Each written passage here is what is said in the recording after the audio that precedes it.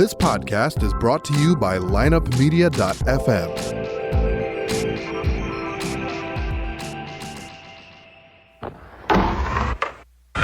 Because if you can tell me what your habits are, I can tell you what sort of a person you are. I can tell you what your future looks like. But like I always say, life is 10% what happens to you, it's 90% what you do about it. The people who are most effective in the workplace believe that their future is going to be bigger than their past. When people don't believe that their future is going to be bigger than their past, they begin to disengage. You're listening to The Circuit of Success, a podcast dedicated to helping you achieve success in every facet of life. Only on the lineupmedia.fm podcast network. Now, your host, Brett Gilliland.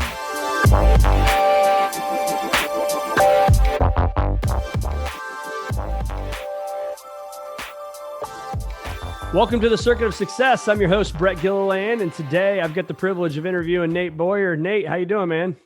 I'm pretty good. How you doing, Brett? I'm doing well, man. You've had quite the life, man. I always love talking to guys like you. If you're watching this, you can probably tell Nate was a former Green Beret, played football in the NFL, played for Texas, played college football for Texas, so as a Longhorn. Actor, you climb Mount Kilimanjaro. Man, you've done a lot of stuff. So I'm just excited to have you on the show today. So like most of my shows, I always say, what's the backstory, man? You don't just wake up one day and decide to do all this stuff and get to the level you've gotten to. So maybe kind of go back as far as you want. And what's made you the man you are today, Nate? Whew, that's a good question. I don't know exactly who the man is that I am today, first of all. Okay. Trying to figure that out still. That's a good point. That's a process. But to speak on, deciding to do all these things or figuring out like that, they kind of have come to me as the story's gone along. When I was young, when I was growing up and even through high school, like I was always a big sports fan, but yeah, and a big dreamer. I had these crazy lofty goals of playing football at some big school or playing in the NFL or the NBA or Major League Baseball, whatever it was. The funny part about that story, or that part of the story anyway, is that I never played football growing up because when I was super young, my mom didn't want me to play. And then as I got a little bit older, I just didn't have the confidence. If I wanted to play, say in 8th grade, I was like, well, these kids have been playing since they were 8 years old. Like, I'm not going to catch up to them. So I didn't do it. And I regretted it. Wow. It stuck with me for, I guess 15 years before I finally decided to try and walk on in Texas. After high school, I moved down to San Diego. So wait, if I can interrupt you real quick. Yeah. You didn't play high school football even? No. I never played in my whole life until Texas. I mean, I played, two-hand touch or turkey bowl on Thanksgiving Day with friends, family, whatever. That's incredible, man. You think about the sports world today, right, where we got to have all these kids and all these sports and all this stuff. And now here's a guy that played at Texas, one of the biggest schools in the country, and then in the NFL, and you never played high school football. That's mind-blowing. That's because I long snapped though. Like nobody wants to long snap. Parents aren't sending their kids to sports camps to learn how to long snap. Right. So, you got to find a thankless job that nobody wants to do. Right. And anybody at Texas want to be a long snapper? And the guy's like, yeah, sure. Anybody. I'll do it. Right. Anybody. Yeah. That's awesome. So that's what you did. So that's how you walked on and kind of got this bug and this dream and I'll let you continue. Sorry. Yeah, no, you're good. So, I worked all kinds of odd jobs in my early 20s. And then when I was 20 years old, when 9/11 happened, and that wasn't the reason I joined the military necessarily, but it kind of got me thinking about things a little more globally. And I started to travel a little bit. I would work and save my money up. And then I would, go backpack through Central America or Europe or something like that. And just try to get a sense of the world, I guess. And it eventually led me to the Darfur on the border of Chad and Sudan. And I did some relief work over there for just a couple of months, but it completely changed my life. I was at a breaking point. I was 23.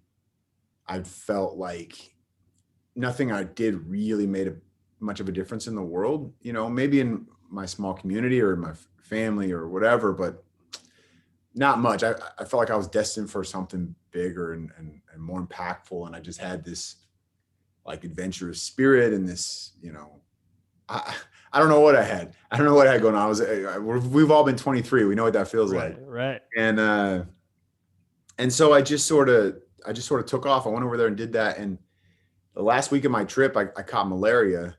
And after I spent a couple of months with these people who had completely changed my life because they were so generous and open and, enamored with the fact that this idea that an American would leave what he had here to go over there and help them, even though I wasn't doing anything spectacular, man. I was playing soccer with the kids and assisting in the medical centers and helping build tents in the campsite. I was just like a hired hand. I didn't bring any special skills to the table. Well, not a hired hand, a volunteer hand, I guess. Yeah. And then when I was laying up on that bed with malaria, I was listening to the BBC radio. It was the only station that they got. And the Second Battle of Fallujah was going on at that time. So I was listening to the play-by-play of these Marines that were going in there and, fighting for these people, trying to liberate these people. And I decided right then and there I was going to join the military. When I came back to the States, I found out about the Army Special Forces, the Green Berets, and they had just opened a contract recently where you could come in off the street if you had at least a little bit of education. I think college education at the time. I think you had to be, or at least recommended at the time, that you were 21 years old. You had to score certain test scores like psych eval, language aptitude test, the Army ASVAB test. And I think that's pretty much it. If you pass with a certain, level, and all those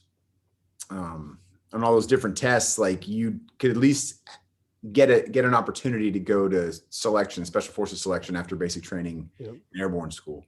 And so I did, and fortunately got through the training and earned my Green Beret. And, that's what sort of led me to the military. But I hadn't seriously thought about it. I mean, I thought about it a little bit in high school because I knew I wasn't going to go to college right away. And then I thought about it again after 9/11, but it wasn't until I think I had that boots on the ground experience in Africa that I knew that this was something that not only that I personally probably needed, but something that I really was ready to do and wanted to do. And I think that's pretty important no matter what you do in life, that you really feel this is what you're supposed to be doing in that moment. Yeah. Finding that calling and that purpose. You gotta find that. And then you show up and you work and it doesn't feel like work. Yeah. So, right. Which is a big deal. So talk to us about the Green Beret training, man. What was that like? I mean, I'm sure that was very intense physically and emotionally and mentally. So talk to us a little bit about that. Yeah, it's basically exactly like the Navy SEAL training, just a little bit better. No, I'm just kidding. I like it. To all of our Navy SEAL friends, well, I won't even go there. What one of the guys said on the podcast once, but that's good. Yeah, it's the course, Special Forces qualification course, is about a year and a half long-ish, depending on your job and depending on a variety of things. And there's different phases throughout. And I think the common thread is we work a lot as individuals. Like, we do have to be not only self-starters, self-motivated, capable to think outside the box and do something on our own. We have to be, it's a next level of team player, because often on a deployment, for instance, you're over there for 9 months with 11 other guys, in confined spaces. Right. And you all have big personalities, a lot of type A, and you push, and you have, we're stubborn, and we always think our way is the best way, the only way. And you have to learn to let that go a little bit. And being part of a team doesn't necessarily mean that everybody's equal all the time. Like, sometimes you have to take a back seat and just follow. And that's sort of a tough thing to do. I think it's right. Less tough when you're just mentally exhausted and you want to just coast a little bit. But when you think you've got the best way to skin the cat, and you've got 11 other people with their ideas of how you should skin that cat, it can be really challenging. So that's the biggest thing throughout that year and a half is how do you how can you work with these other people under extreme circumstances? Because you're always hungry, tired, beat up, just done, every day. Yeah. Every day when you're in the field anyway, like a little piece of you kind of wants to quit. Right. Not It's because huge though to think about from the business side too. What you talked about there is that I would call that culture, right? That teamwork, that culture is, I've got the best personality. My way to skin the cat's better than your way. But yet sometimes, like you said, you got to fall in line and just deal with it. Right. So how did you just deal with it sometimes when, even though you thought yours was the best way, how did you maybe put that in the back seat and not worry about it so much? It's not easy because, I think swallowing your pride is one of the hardest things to do. And I'll tell you that personally, it's very hard for me because I'm very prideful. Yeah. I wish I wasn't, but I am. Like I genuinely do think that I know what's best a lot of the time. And that's not fair, but I do think that way. I do feel that way. And to be able to, or at least be willing to just, bite your tongue and say, yes, sir. Yes, ma'am. Yeah. And just go do it. It's a tough thing. And I think that comes from, speaking of culture, it comes from the way that I was raised. I had two really smart, capable, hardworking, blue collar parents that did it all themselves pretty much. I mean, they did a lot, and they put a lot into, they sacrificed a lot to get to that levels that they were at. Yeah. And it wasn't always easy. And, we didn't have much at the beginning for a long time actually, but they just kept working and believing in themselves. And then they get to a certain place and it's like other people come in and try to tell you should do something this way or that way in a different way. And you're like, no. I got to where I got because of the way that I did it, the way that I did things. And that's why I got here. So I know. And so I have a piece of that. And it started, I think, there in the special forces, because you gain that confidence and self-belief, which is important, but also you have to balance that with diplomacy, Right. I mean, they call us warrior diplomats, whether you're in the Army Special Forces, you're a Navy SEAL, whatever it is, anybody in the military at this point, actually, because we work so much with partnered forces, we're fighting alongside Afghans and Iraqis. Yep. It's not like we're at war against Iraq or against Afghanistan. It's not what we're doing. So, that pride swallowing is a big piece of that. And it starts with the training. And yeah, it's all about that balance of knowing that you could do this on your own if you had to, but it's maybe not the best way to do. Yep. Talk to us about kind of switching channels a little bit here, but is that self-defeating thinking? I always talk about, we've got this person over here that says, yeah, Nate, you can run through a brick wall. And then maybe you've got the person on this shoulder that says, no, you can't run through a brick wall. You don't want to do that. You can't make the NFL. You can't do this. You can't do that. Did you struggle much with that? And if so, how do you get through that? And how can you help people through that? Yeah. No, I still do all the time. Yeah. I think when you talk about walls in life, like it is important to understand and maybe sometimes take a moment, take a breath. Like, I don't have to run through this wall right now. I also don't have to sit here and tell myself it's impossible and beat myself up, but maybe I should look at this wall in a different way. Maybe I should ask some other people around me, hey, what do you think I should do? How would you traverse this situation? Maybe one of them was like, dude, there's a door like right over there. Just go through the door. Right. Or whatever it is. I don't know. But like, I think it's really important. Like we live in a really innovative time. And so doing things the way they've always been done may not serve us best anymore. Mm-hmm. We need to continue to adapt and change, especially now, I think, when we live in a world that is losing a lot of connectivity. And I don't say obviously not digital connectivity, but just like maybe the traditional form of, especially this last year, of sitting down face to face, like listening to somebody, looking them in their eyes, shaking their hand, spending time with them, not living your life in 5-minute intervals and, just kind of bouncing around, but just taking a breath. And I'm the biggest violator of it. Like, I'm terrible. But I'm trying to recognize it and be cognizant of it, trying to do better. And I think that's super important. So, understanding that, like, yeah, we're adapting and changing and growing as a society, but also, like, we need to, in my opinion, we need to hold on to and get back to being personable, and being vulnerable and, like, open with other people, and being very raw and real. What we always see on TV and on social media or whatever it is, it's not really how people are. It's like usually, not always, usually the best version of themselves. We get in our heads about that, think that we're not good enough anymore. And it's just not true. But to get back to your question, because I'm kind of going off track here big time. I think just assessing every situation, giving it a little bit of time, not feeling, I think we live in this world where we feel very rushed. Like we have to make a decision right now, jump on it, or it's going to go away. It's going to disappear. And I don't know if that's necessarily true. I think those that take a moment, maybe ask for help, willing to ask for help, or research and really think about something deeper, and spend that time. They find the best ways to scale that wall, or to run through that wall, or to go around that wall, or to turn around and walk away from that wall. Yeah. So what's your plan now? I know a lot of guys in the military, and we've talked about, you're very clear on what the path is in the military. So in the business world, it's like, yeah, you may have this goal, and I'm just going to go down this path and we'll see what happens. Well, when we're in war and we're fighting for, our freedom, and you're fighting for your own life, right, you're very clear on what the direction is, where we're going, why we're going, what you're going to do. So how do you take that learning and then apply that to the world today, whether it's, making a movie, or if it's, being in the business world? How do you apply that today to make those things happen to the best of your ability?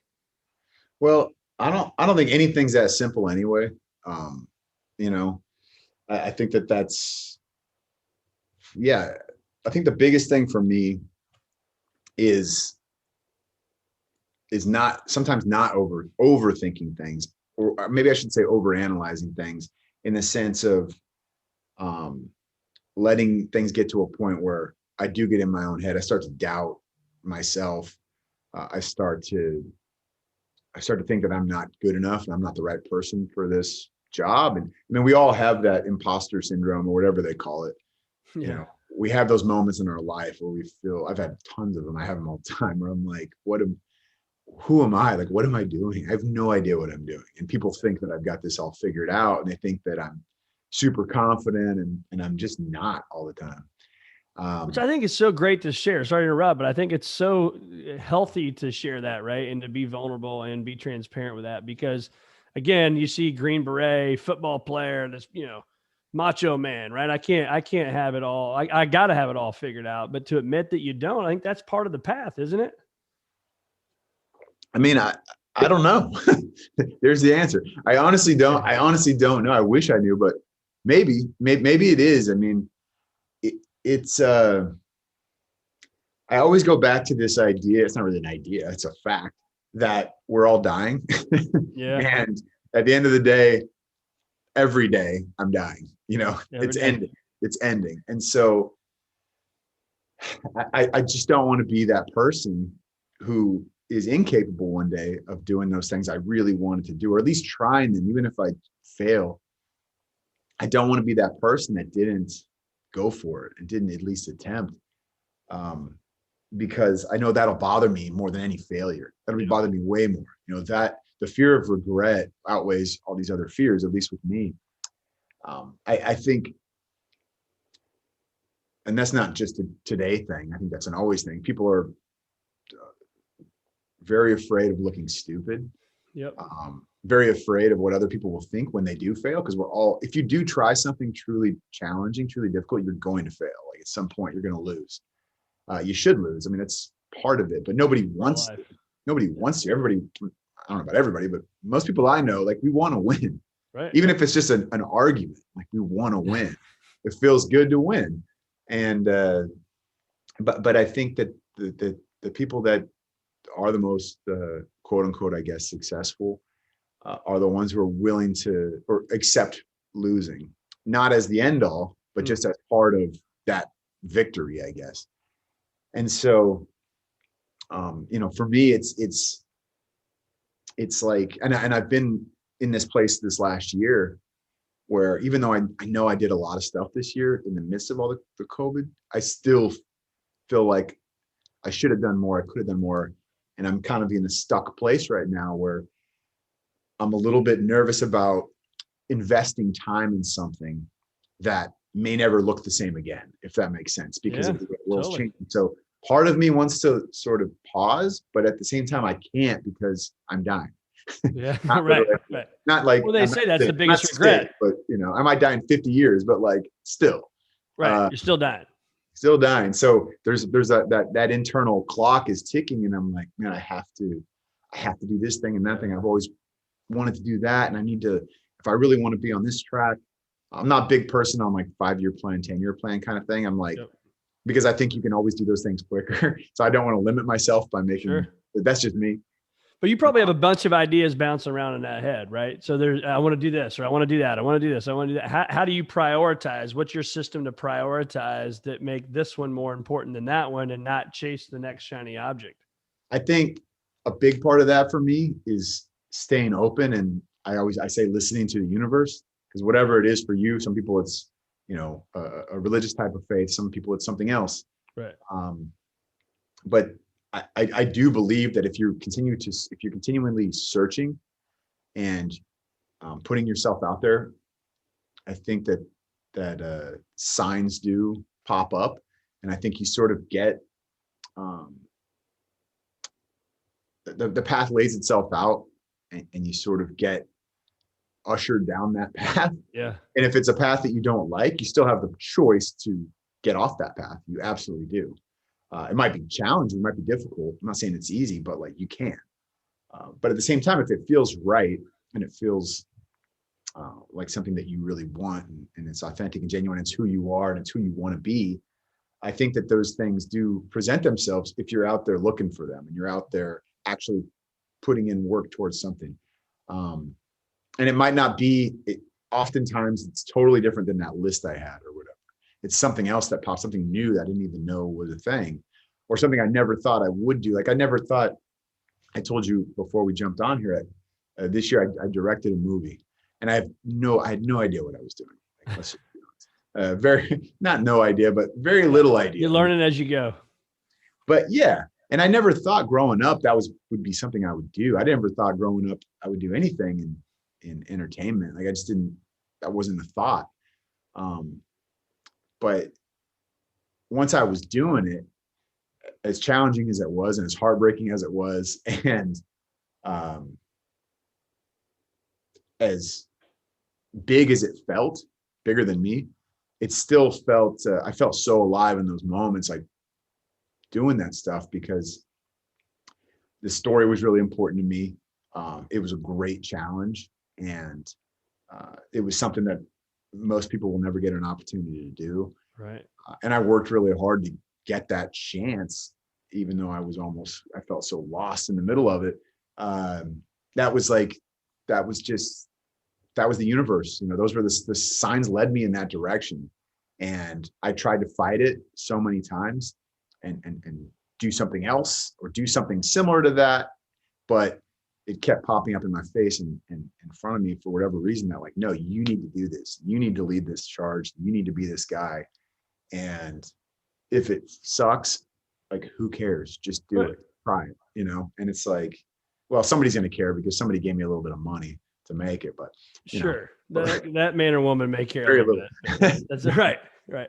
But I think it's so part of the circuits, we have attitude, belief, actions ultimately get your results. That's what the circuits of success are. And so I 100% agree with that. I mean, this podcast is a great example. Is I was sitting at home, this is, 4.5 years ago. And I thought to myself, I could do a podcast. I listened to them. I'm like, I think I could do this.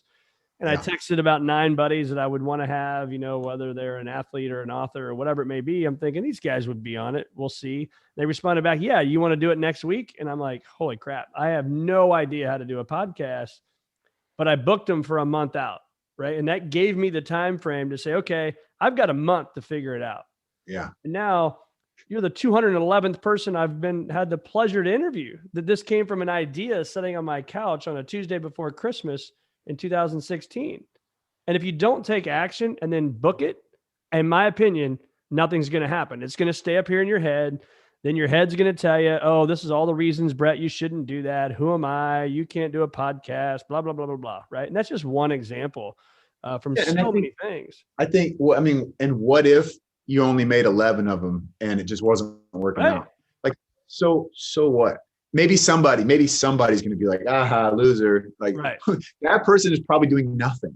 Right. Not exactly right. Like, who cares? They're dying too, man. You know what I mean? Like, who cares? The people that are actually out there doing what you're doing and just trying are, at least in my experience, rarely the people that give a damn if something fails. You know what I mean? They're like, well, at least that guy went for it. I mean, it wasn't for him, and maybe it led him to something else that was better for him or whatever. But at least he tried something and, put his neck out there and just kind of went for it. I mean, that's the most important thing. It's the hardest part of it. But once you do that, and I'm sure like now at this point, you look back and you're like, wow, I really didn't know anything. Nothing.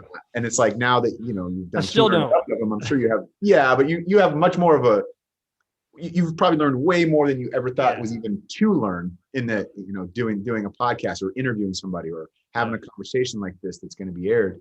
And it's like, you would never know unless you did it. It's just that work experience is invaluable. You can't learn it in the schoolhouse. You can't read it in a book. You just have to do it.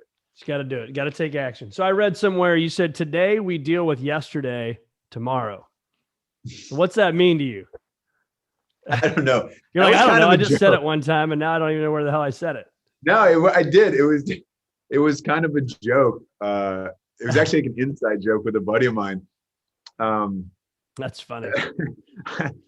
That's so funny you brought that up. Of all the things, right, I bring up. Yeah, of all the things. Right.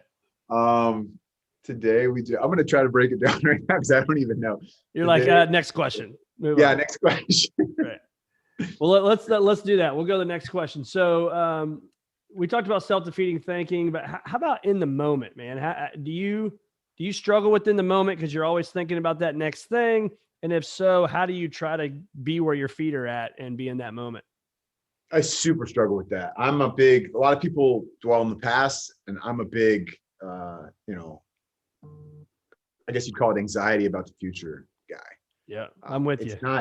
It's not like crippling anxiety or anything like that, but, and there's nothing wrong with thinking about the future. Of course, you want to visualize your path, but if you're always visualizing that path, you're not walking on the one that is in front of you. And that's one of my biggest struggles. I'm really bad at that. And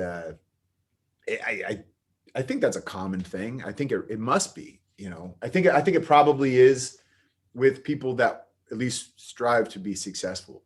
I think a lot of people that are maybe stuck in the past and can't get over those things, they may be the complete opposite. That may be people there's often people that are looking for something to blame as to why things didn't work out for them. So they keep looking back there.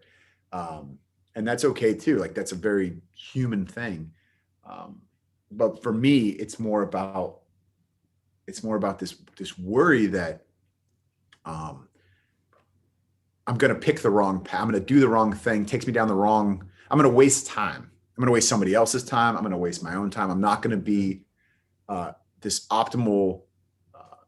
I'm not going to live this optimal, productive life where it's like everything I did was not only I had the right intention behind it, but it was the right choice. And I mean, there is no right choice in reality. Yeah.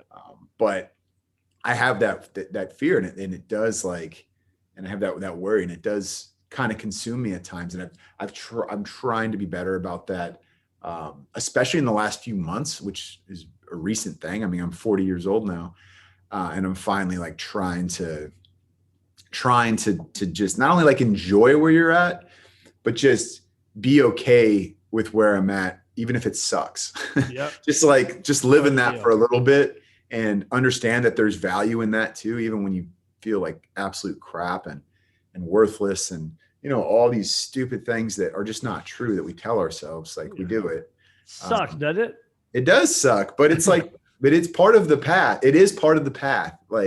We all say that we say it to our kids, there's no darkness without, or there's no light without darkness. There's no, there's no success without failure. There's no greatness without a great obstacle, or whatever. We understand these things. We just forget them with ourselves. When you're in it, when you're feeling it, you're blinded by it in some way, just like love or whatever it is, and you don't think clearly. But when you're outside of it, it's so easy to assess when you're looking at somebody else's life and their situation.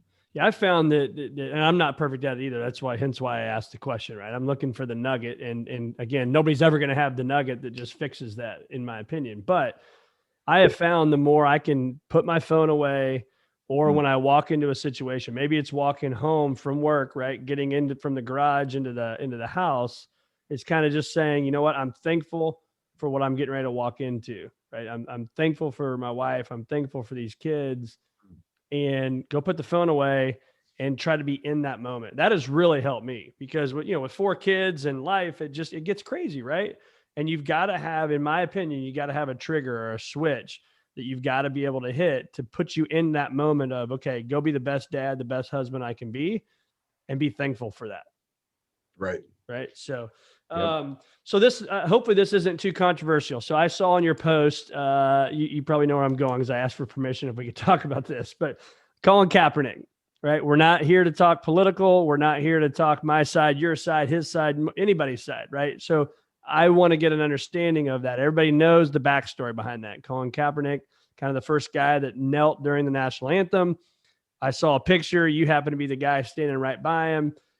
Talk us through that, man. Let's have a conversation about that. Yeah. I think what's important there, just like you said, you sort of alluded to, is it's something that I learned a lot of that in the Army. I learned a lot of that from various travels and sitting down and talking to people, listening to people, learning with people, just being with people that think differently than me, have a different life experience, different background, different cultures and customs that you can accept without agreeing with, if that makes sense. And absolutely. And it's not that Colin Kaepernick's culture and customs and even background differs a ton from me. It's just that, we've lived different life experiences, obviously, because of the way that we look and what we do and what we've said and who we are. People are going to treat us differently, and the world is going to treat us differently. We're going to be seen by the world differently. And, long story short, at that time in 2016, right around the election. And it was back when it was, Hillary Clinton versus Donald Trump. And it was a very divisive election, as was this year, at least it felt like. Sure. And, it was a time where, it is a time where people aren't really willing to listen. And I think a lot of it because of social media, because everybody can have almost an equal voice, which isn't a bad thing. You get a lot of people who are very angry, or not even who are very angry. They just like to incite, who say things online, who lash out, who they want to get people fired up and angry and hurt. And it just like, everyone's looking for a reaction. They want to affect something. And it just didn't feel very good. It wasn't very healthy. And then when Colin started sitting on the bench,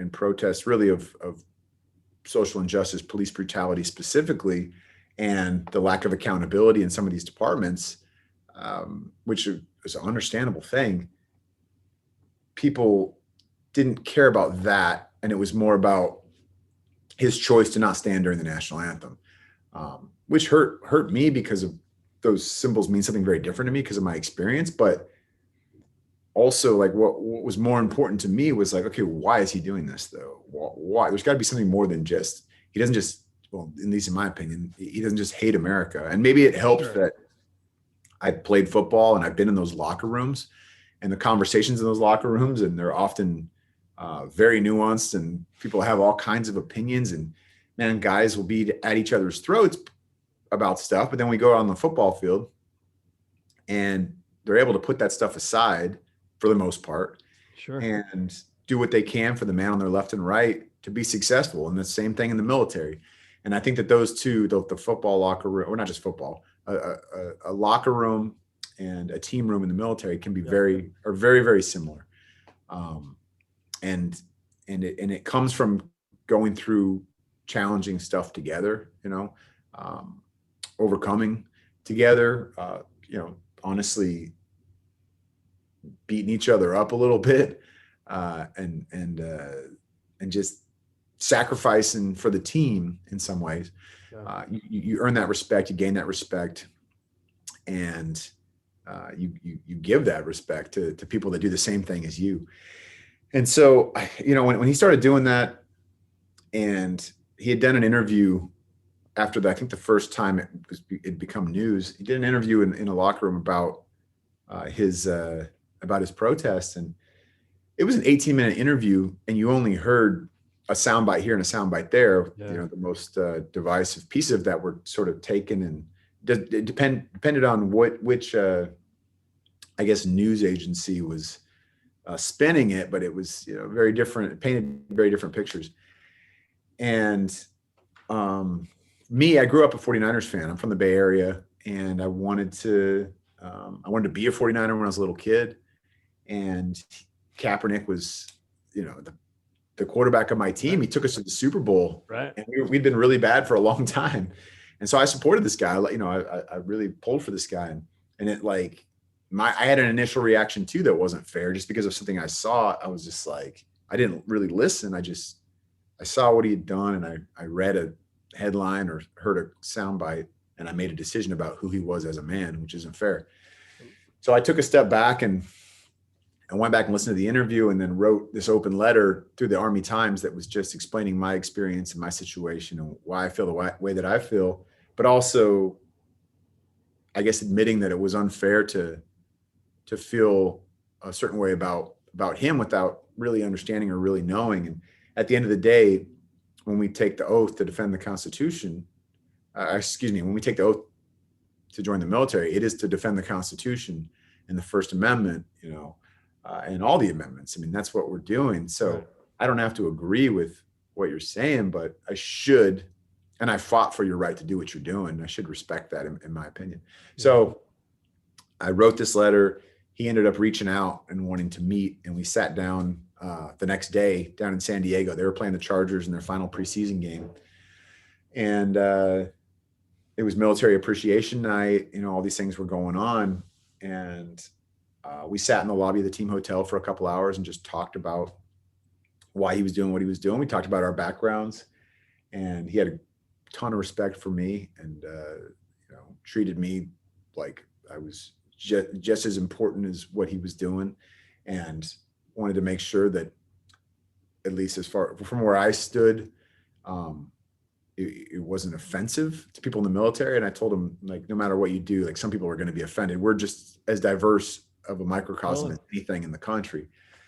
But he asked me if there was another way that I thought he could demonstrate that wouldn't offend people. And I said no, but I told him, to me, if you're willing to adjust and change in some way, and you're committed to not standing, which he was very committed to doing, I thought being alongside his teammates was the most important thing. And he was sort of sitting back isolated on the bench at the time. And the only thing that made sense to me was maybe if you're not going to stand, maybe take a knee next to them, and at least be, shoulder to shoulder with them. You're going to go out on the field with those guys. Yeah.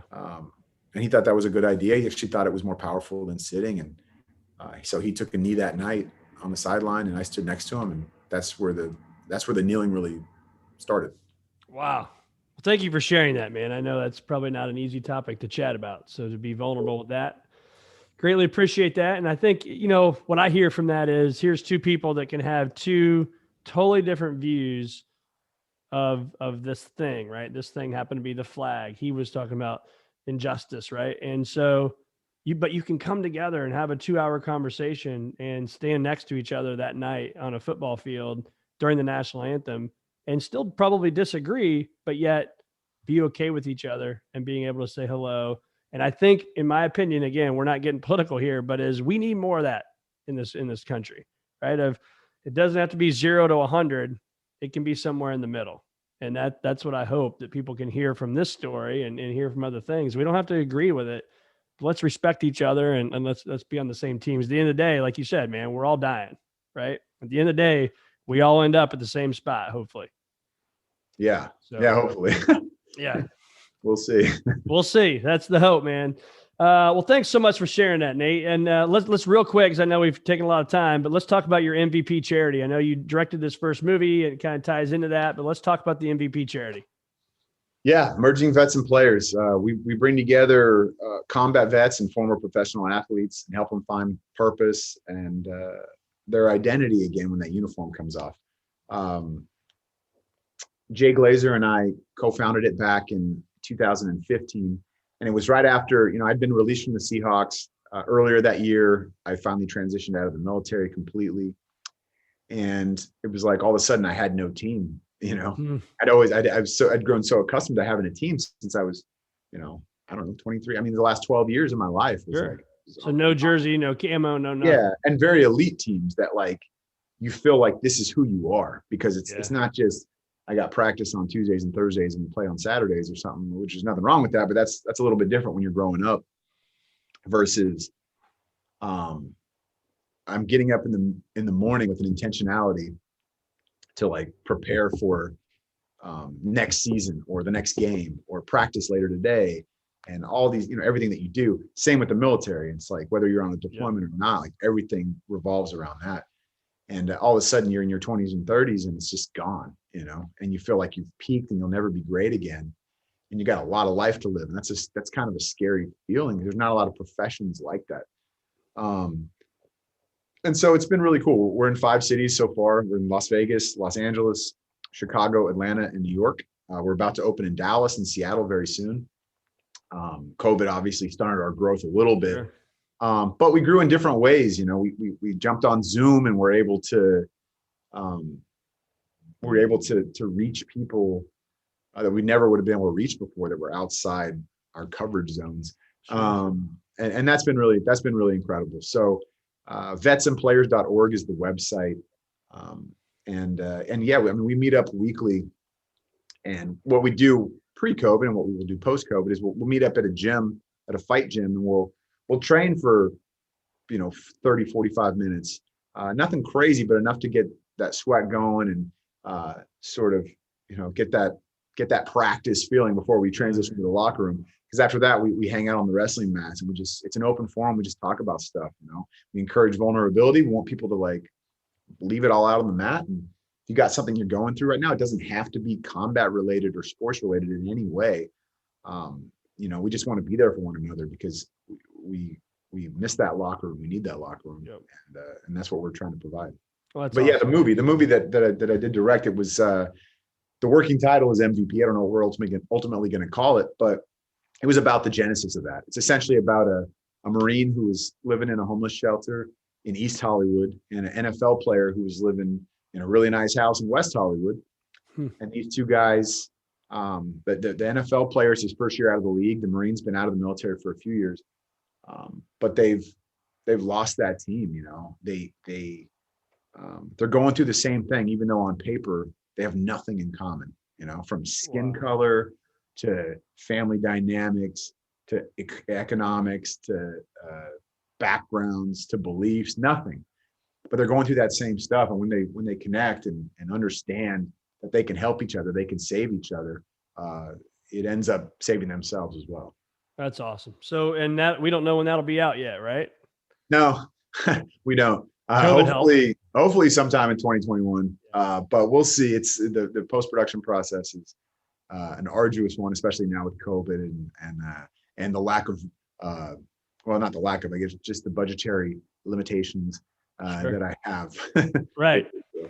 But it's really special. It's really cool. I mean, we had people like Michael Strahan and Randy Couture and Howie Long and Jay Glazer and Tom Arnold, Tony Gonzalez. These guys are in the movie. They like gave their time to be in this thing and be a part of it. That's awesome. Yeah. So That's awesome. A lot of good going on out there, man. So Nate, thanks for being on the Circuit of Success. Where can we send listeners? Obviously you said vetsandplayers.org, but where can our listeners find more of Nate Boyer? NateBoyer.com. I do have a website, but also at Nate Boyer 37, which was my college number, on social media. Awesome, man. Well, thanks so much for being with us. Appreciate all the wisdom you shared today. Thank you, Brad. Appreciate you, man.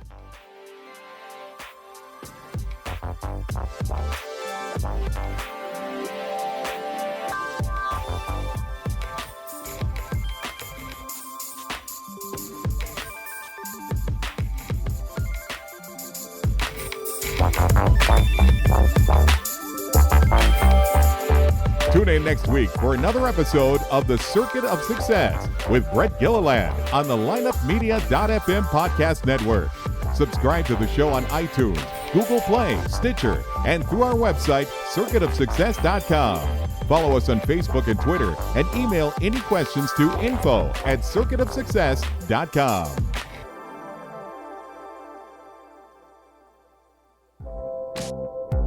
This podcast was a presentation of lineupmedia.fm.